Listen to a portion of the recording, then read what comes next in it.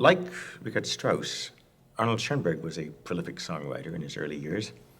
Unlike Richard Strauss, Schoenberg's musical life was dominated by the concept which he was later to call developing variation, perpetual evolution, in other words.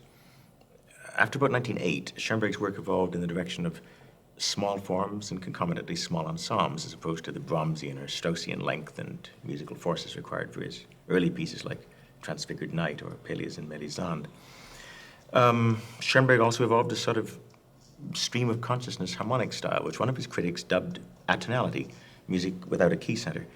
And Schoenberg, for some reason, considered the term an insult, much as French painters a few decades earlier had been offended by the description of their work as impressionism. But both terms entered the vocabulary of art and stuck. Actually, it was no accident that short pieces, small ensembles, and atonality cropped up simultaneously. Schoenberg was quite literally terrified of the consequences of the monster he'd created. As a matter of fact, he wrote no works at all for 10 years after 1913. And another indirect byproduct of atonality was a device called Sprechgesang, speech song, which came of age in one of the most talked about, if least played, works of the 20th century, Schoenberg's Opus 21, Pierrot Lunaire. Pierrot is a cycle of 21 poems set by Schoenberg for half a dozen instruments and a Sprechstimme. The Sprechstimme is a singer who is requested not to sing very much, but to move across pitches rather than to locate within them, like a string player doing a non-stop glissando. I suspect that Sprechgesang, in a way, was a crutch for Schoenberg, because if you're hoping for note-perfect performances in atonal music, you've pretty well got to find singers with absolute as opposed to relative pitch, and the relativity of Sprechgesang might well save the atonal day. One could also speculate, I suppose, that the idea may well have derived from the vocal inflections that passed for projection in the turn of the century melodrama, the stay thy wrath, for I know not if this theorem be sound. I do but know that it be mine. What a pity the hippodrome is dead. Anyway, it's a possibility. Whatever the reason, the employment of Sprechgesang undeniably raised the emotional temperature of the piece, indeed of any piece in which it played a part. A not inconsequential plus in the case of Pierrot, in view of the fact that Schoenberg's subject matter, as Strauss in the Ophelia songs, is lunacy. In this case, quite literally that, moon madness. But the comparison stops there. Strauss was bent on defining a particularized emotional collapse. Schoenberg was after an archetypal study. Strauss' heroine behaves, well, rather like one of Ingmar Bergman's stock players enjoying a quiet breakdown on a Baltic island. Schoenberg's, as defined by his narrator, his Sprechstimme, and by comparison, is like one of Federico Fellini's circus inmates, the clown as tragedian. It's not an easy piece to listen to, Pierrot, even when you hear only a third of it, 7 pieces, which is what you're going to hear now from Patricia Rideout. But it includes some of the most vividly imaginative music of our time, so brace yourself.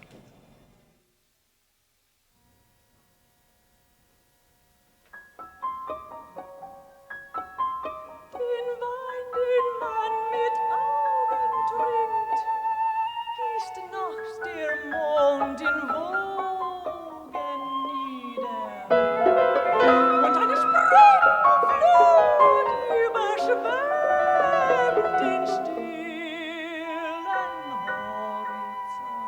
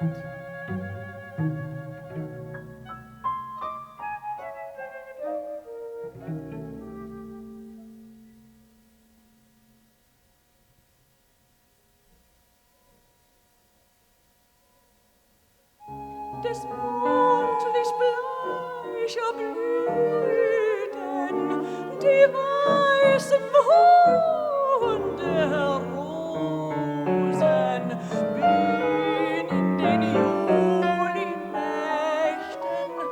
Oh, brech ich eine nur.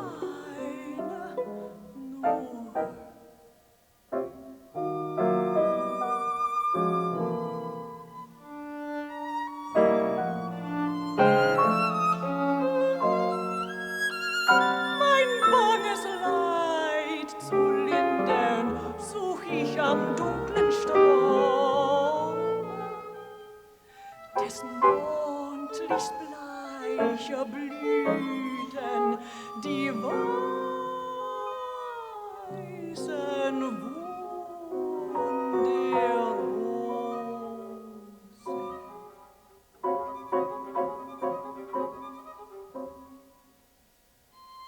Gestillt wär all mein Sehnen, dürft ich so märchenheimlich, so selig leis entblättern auf deiner braunen Haare des Mondlichts bleiche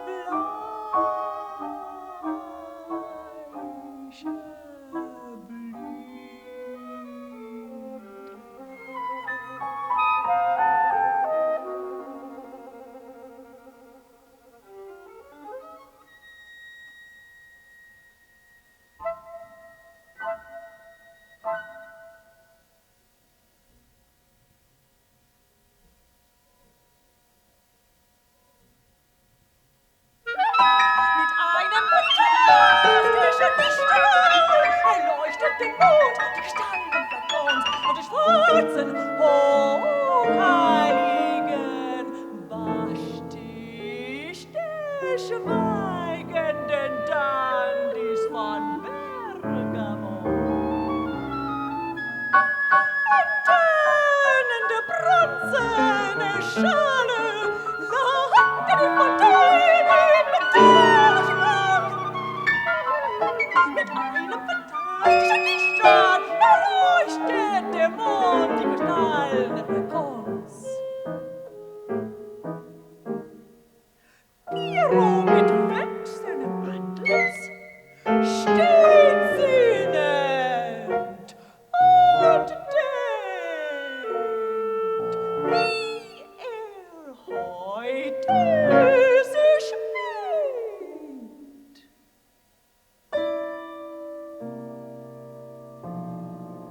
Dort schiebt das Rot und des Orients Grün und bemalt sein Gesicht in erhabenem Stil mit einem fantastischen Mondstrahl.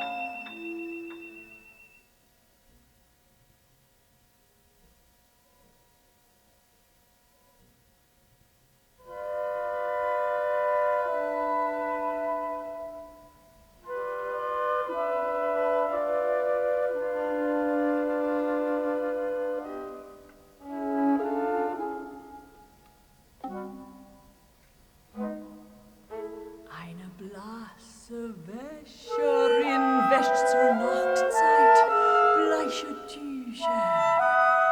Nackte silberweiße Arme streckt sie nieder in die Flut. Durch die Lichtung schleichen Winde, leis bewegen sie den Strom. Eine blasse Wäscherin wäscht zur Nachtzeit bleiche Tücher und die sanfte Maut des Himmels von den Zweigen zart umschmeichelt, breitet auf die dunklen Wiesen ihre lichtgewobenen Linnen. Eine blasse Wäscherin.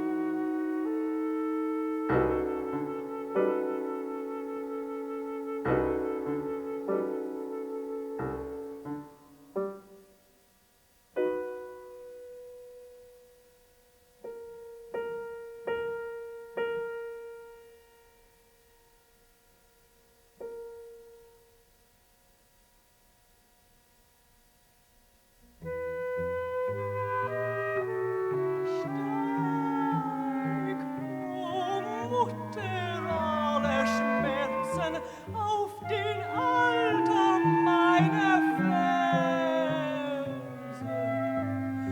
Blut aus deinen mageren Brüsten hat des Schwertes Wut vergossen. Deine ewig frischen Wunden gleichen Augen, rot und offen. Starke Mutter aller Schmerzen, auf den Alter meiner Verse.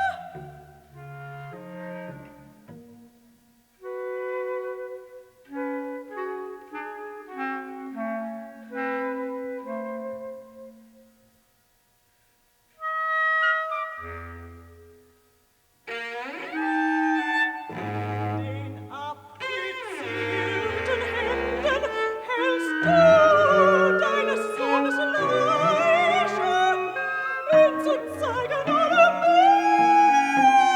Menschheit. Doch der Blick der Menschen meidet dich, oh